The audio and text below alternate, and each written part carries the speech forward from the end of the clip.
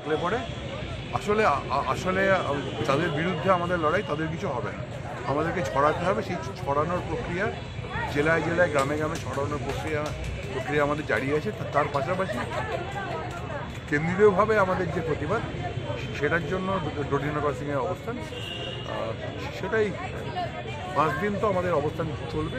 তারপরে আমরা বৃহত্তর কর্মসূচির সিদ্ধান্ত নেব। আর একটা এখানে প্রশ্ন যে এই মূলত এখন এই মুহূর্তে বিচারাধীন বিষয়টা পুরোটাই সিবিআই দেখছে, আর সুপ্রিম কোর্টের পর্যবেক্ষণে শিয়ালদাতে ট্রায়াল চলছে।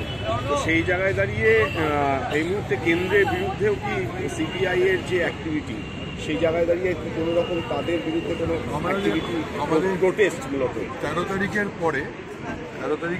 পরে আমাদের যে প্রতিবাদ কর্মসূচি হয়েছিল, যেখানে আমরা কুশপুত্তলিকা দাহ করি, সেখানে এই প্রথমবার আমাদের আন্দোলনে রাজ্যের পুলিশ মন্ত্রী, স্বাস্থ্যমন্ত্রী, মুখ্যমন্ত্রী একজনই ব্যক্তি, এবং তার সঙ্গে সঙ্গে সিবিআই ডিরেক্টর এবং প্রধানমন্ত্রীর কুশপুত্তলিকা আমরা দাহ করার প্রোগ্রাম নিয়েছিলাম। যদিও আমাদের পুলিশ সোজাসুজিভাবে কুশপুত্তলিকা দাহ করতে দেয়নি, তবুও আমরা কুশপুত্তলিকা দাহ করেছিলাম। তার মানে আমরা এটাকে এই যে সেটিংয়ের তত্ত্ব, সেটিং কোথাও হচ্ছে বলে হওয়ার সম্ভাবনা আছে বলে আমাদের মনে হয়েছে, এবং সেজন্যই আমরা আন্দোলনের চাপ বাড়িয়ে যাচ্ছি।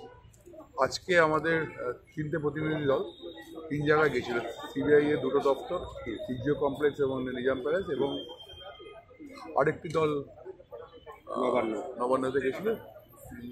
যে 2টি দল সিবিআই এর দপ্তরে গেছিল তাদের সঙ্গে সিবিআই এর অফিসাররা কথাবার্তা বলেছেন, কিন্তু নবান্নতে কোনো আধিকারিকের সময় ছিল না আমাদের প্রতিনিধিদের সঙ্গে কথা বলা।